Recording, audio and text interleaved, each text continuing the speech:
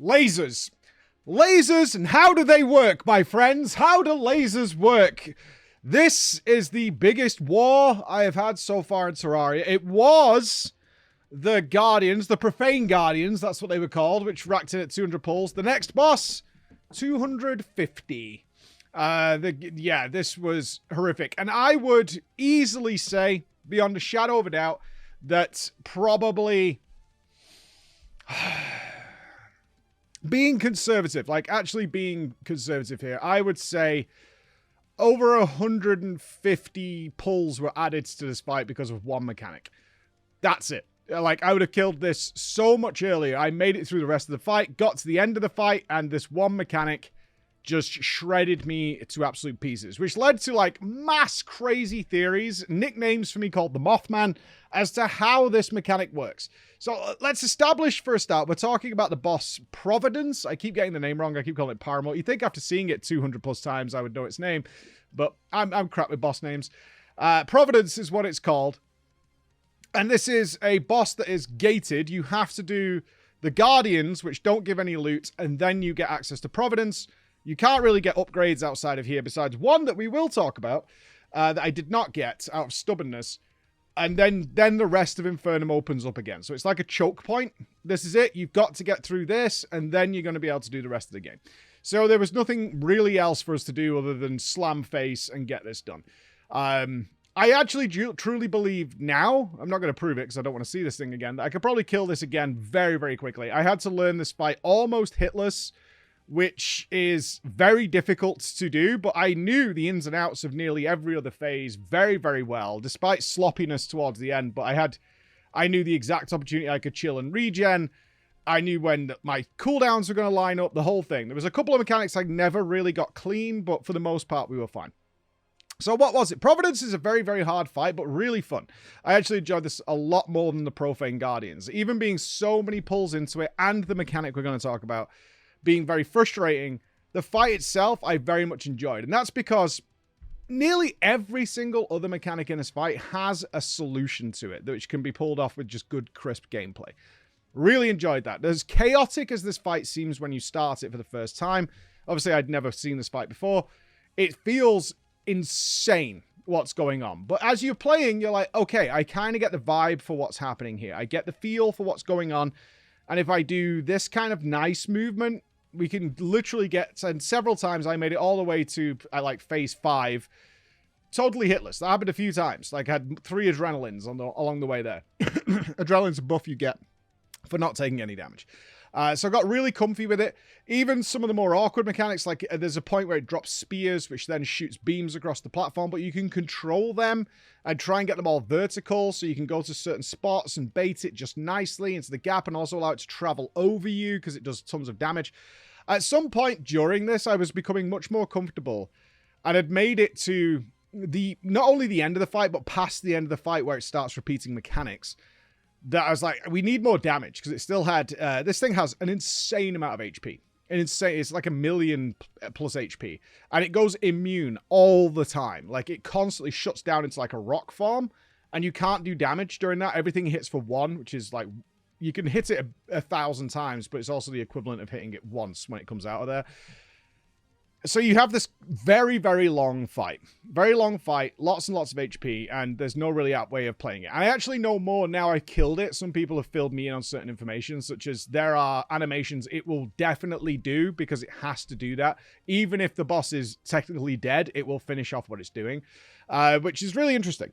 So there was lots to like here. Lots and lots to like. It was controlled. It had solid HP-based phase changes. And one thing I noticed very early on is that because it has HP-based phase changes, more damage not only promotes killing it quicker, but also in some ways actually prevents you taking more damage because you're going to play less phases with less risk. You know, the longer the fight goes on, the more risk you have of getting hit, obviously. So I decided, and I've been wanting to do this for a while, is like swapping to just all damage reforges and more damaging items. So far, I've played all of Infernum with like maximum defense reforges just to buy me more time to learn, allow for mistakes in early pulls, you know, the usual progress stuff. I'd rather be tankier, get comfy, learn how to play things without taking damage, and then buff damage. And this felt like the time to do that. So I swapped over to all damage. This was great. Allowed me to skip, I think, 3 phases almost immediately. In phase 1 is broken into several mechanics that repeat. And I got to skip like 3 of those. And I was like, oh, this is definitely better. This is definitely better. This is way superior. So working through the fight, I was getting more comfy. The sludge phase that we called it, which is when it turns into like a crystal, and it like does all these swirling concentric patterns of like holy crosses. I never really got that clean, but I tried a number of different methods and started to see a pathway through it, because the screen is filled with bullets, filled to the brim. But you are controlling them because they swirl out the boss. So you can force it with perfect movement to create these little gaps that I was starting to take advantage of. I think I got through that once without getting hit, but most of the time I would take 1 or a couple of hits there. And the problem was, once you turn your defense down, you're dead in a couple of hits. Like, I think you could take 4, but later on you can't even take 1. Like, you're going to get hit for more than... I think the laser that we're about to talk about hits for exactly 50% of your HP. So if you're, you know... you can take 1 if you've got good health, but anything else than that is going to kill you. Anyway, so working through it, and even now, I like this fight. I want to be clear on that. I really like this fight. Let's talk about the laser. So the laser, what happens? Very much towards what is the end of the fight, there will be this phase where you do 3 back-to-back mechanics that are very dangerous. And they're kind of... it's summoning the power of the Profane Guardians, because it's the same laser, kind of, that appears in the Profane Guardians. So first of all, it's going to do these swirly concentric circles I just talked about. Then it's going to do the... we call it the lace panty mechanic, where it does this like really pretty purple sort of design where you just move into the gap. And if you keep a little distance away, you generally get a larger gap to go into. You can get hit by it sometimes, but whatever. And then it will go into the laser. Now, the laser, how does it work? I want to bear in mind here that as this is happening, there's also another mechanic stacked on top, which is these constantly accelerating fireballs that come out of the ground and are targeted on you. So if what you can't do, all I'm saying to you, what you can't do is just deal with the laser, because you're going to just be constantly barraged with fireballs. So you have to do movement horizontally as well. How does the laser work? Some people believe it's random. It is not. I've had it confirmed now by a very seasoned Terraria player over Discord over the weekend. It's like, it is not random. There is some randomness to it, which is really nice when it happens, but we did notice this. I'm glad that I got some of my... I was called Tinfoil Man here. But I'm glad I got some of it confirmed by some seasoned players. It's like, yeah, okay, so there is some stuff that can happen to manipulate this, and therefore you deal with way less of it. But essentially, it's going to do 9 laser beams. It goes on for a really long time. 9 is a lot. And the way this will work, and it is programmed in such a cruel way, is it will fire the beam near where you are, and then it will quickly adjust to kill you. Like, it will appear and then it will move in an angle. It will move in an angle to kill you. Now, the way this works is that it will pick up exactly where you're currently moving as it fires the first laser, and it will then target that area, but the adjust will then recalculate where you're going to be. And I'm talking about with your momentum, your speed, your current direction, everything. Now, I know what you're thinking to yourselves is that just sounds like you bait it in another way. You can kind of do that, but I'm talking you have a split second to do this. So there's a few ways of countering this that it's easily the most frustrating thing ever, because when you're controlling it, Terraria is not, at least with the control scheme and gear I have now, you can't move like 1-to-1 in every direction. You can't go left and then immediately right without dashing, which will take you, a certain amount of distance and give you momentum. You have to momentum cancel and then go back, right? If you want to do micro, very controlled movements, which you could do with more skill. I am absolutely, while we're talking about this, I don't want to ever give the impression that if I was just a better player, this would not have been a problem. But given my current limitations and first time seeing it, this is where we are. So when you're doing this mechanic, you can feel it. And it's a hard thing to explain to people who've never done things like this, but you can feel that it's following you and going to kill you, and it snipes you. And you can just feel it happening, because it's exactly where you planned to go, where you were hoping to go, the change of direction you were going to implement, whatever it might be. It's exactly there. And it's also in a position a lot of times that you just can't get out of it. Like, I can't dash in a direction that would get me out of here. I also can't go vertical better. If I drop down, it's going to get me. And you just feel sort of trapped. And on occasions, there'll be 3 lasers where the middle one will be exactly where you're going to be. And then it will put one to the top or to the right. And your hope is to try and hover for a second, be exactly in the gap, or just move around. Now, there is a solution to this, which we implemented towards the end, which is very rapid circular movement. Confuses it a little bit. And this absolutely works, by the way. Made our laser phase much more consistent when I actually killed this. So if you make some very, very rapid circular movements, in nearly all occasions, you're going to be telling the bait mechanic that you're going one way when you're actually going another. It can snapshot you in the way you're actually going, which I had a couple of times. So it's like, oh, because, you know, broken clock is correct, you know, twice a day kind of angle. But if you do some very rapid circular movements, you tend to confuse the laser a little bit, which allows you to focus more onto the fireballs. Remember, that mechanic's still going at the same time. Now, what I heard over Discord, I'm not going to reveal the name because I'm not sure if it's actually one of the designers of Infernum or Calamity, is that if at the start of that phase, if you immediately start doing some crazy circles near the crystal, there's a very high chance you will actually make the laser hit off in a random direction.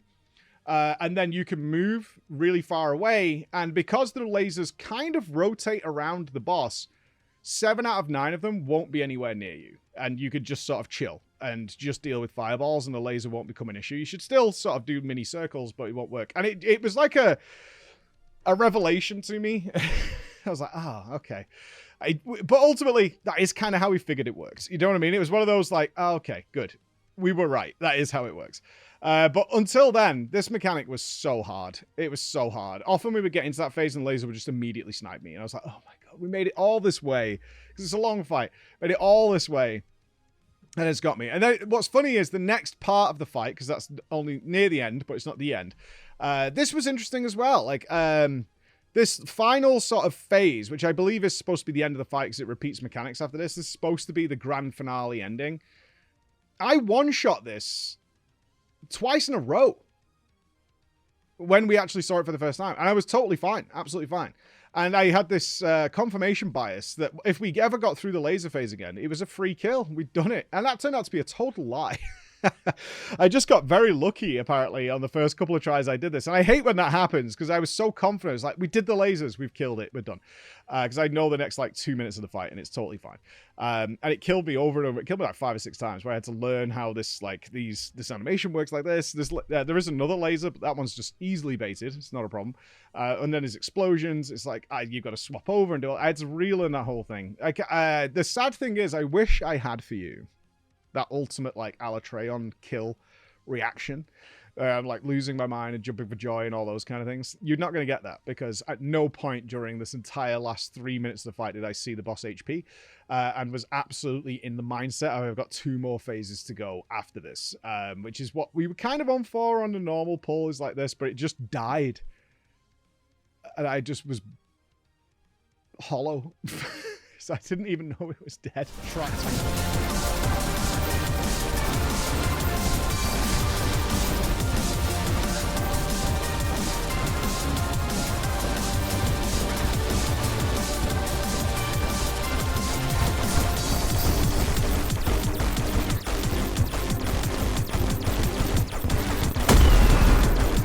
That is instant. It's when it hits the ceiling.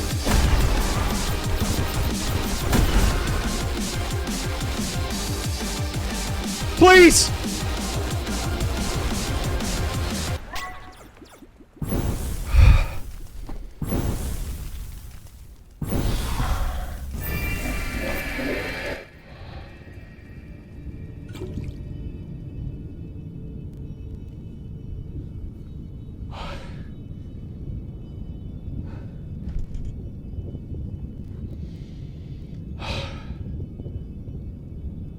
I didn't even know what its health was. I thought we had another, like, 2 phases to go.